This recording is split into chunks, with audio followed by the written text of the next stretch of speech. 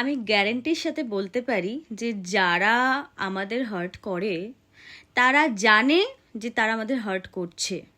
আর heart করার পরও যদি তারা এমন কিছু না করে যেটাতে তুমি ভালো ফিল করো, দেন ট্রাস্ট মি, সেই সম্পর্কটা বা সেই মানুষটা থেকে বেরিয়ে যাও। Because they don't care. কারণ সত্যিই যদি তাদের কাছে এই ব্যাপারটা ম্যাটার করতো যে তুমি হার্ট হচ্ছ, তাহলে তারা সেই হার্টটা তোমাকে বারবার করতো না।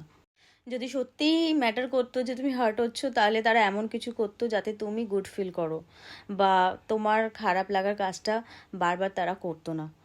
তাই আগে থেকেই বলি যে যদি এরকম সিচুয়েশনস মনে হয়, তাহলে নিজের দিকে ফোকাস করা শুরু করো, নিজেকে নিয়ে ভাবা শুরু করো।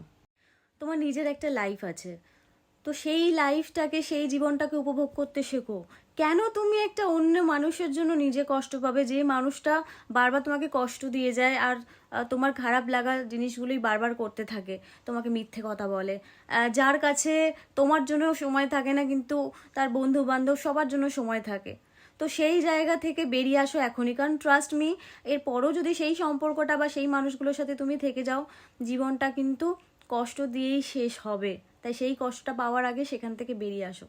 হ্যাঁ, এটা সত্যি যে কখনো কখনো এটা খুব কষ্টদায়ক হয়, কারণ আমরা অনেক ফিউচার নিয়ে প্ল্যান করে থাকি প্রিয় মানুষটাকে নিয়ে, কিন্তু সেই প্ল্যানটা কখনো কখনো নষ্ট হয়ে যায়। কারণ ভগবান সেই প্ল্যানটাই নষ্ট করে যখন ভগবান দেখে যে সেই প্ল্যানটা তোমাকে কষ্ট দিতে পারে। তাই কষ্ট পাওয়ার আগেই ভগবান সেই প্ল্যানটা নষ্ট করে দেয়।